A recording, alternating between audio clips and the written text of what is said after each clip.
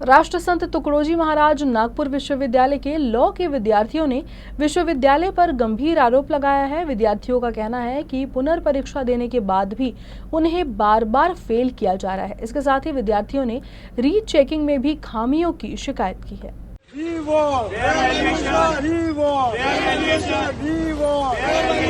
LLB के छात्रों को न्याय दो, एलएलबी के छात्रों को न्याय दो, एलएलबी के छात्रों को न्याय दो, एलएलबी के छात्रों को न्याय दो, We want justice, we want justice, we want justice, we want justice। यहाँ पे काफी सारे ऐसे स्टूडेंट है जिनका अभी तक के 6th अटेम्प्ट और 7th अटेम्प्ट दे के हो चुका है और मेरे साथ भी ऐसा हो चुका है कि मेरे पेपर जो है एग्जाम जो है वो अच्छे जा चुके हैं और मैं कॉन्फिडेंस थी। तो ऐसा हो रहा है हमारे साथ कि हम लोग एक एक और दो मार्क्स से फेल हो रहे हैं और जब हम हमारे सब्जेक्ट को रिवैल्यूएशन के लिए डाल रहे हैं तो हमको पता ही नहीं चल रहा है कि रिवैल्यूएशन का रिजल्ट कब आ रहा है, रिवैल्यूएशन में क्या हो रहा है क्या नहीं हो रहा है, ये हमको पता ही नहीं चल रहा है।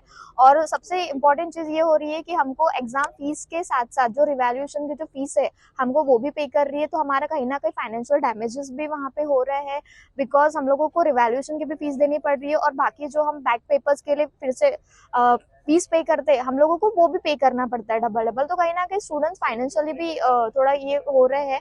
मैंने 7 सेमेस्टर पहले दिया था, उसमें मेरे को चार सब्जेक्ट बैक मिले थे। जो और जिस सब्जेक्ट में हम लोग प्रैक्टिस करें वही सब्जेक्ट में हम लोग को बैक्स मिले।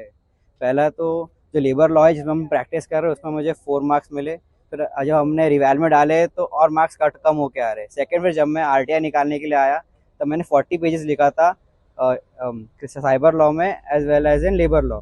तो वहाँ पे भी जब मैंने एक्शन उठाया तो वहाँ जो परीक्षा भवन के जो कर्मचारी था उसने मेरे को एक ही चीज़ बोला कि तुम्हारा जो रिजल्ट है और तुम्हारा जो डिग्री है वो हमारे पास अभी भी और हम कुछ भी कर सकते हैं, उसके साथ हम मार्क्स भी काट कर सकते हैं और कुछ भी कर सकते हैं। मैंने अपना 6 सेमेस्टर का रिजल्ट आया था जिसमें मेरे को कॉन्स्टिट्यूशन 2 में 27 मार्क्स थे।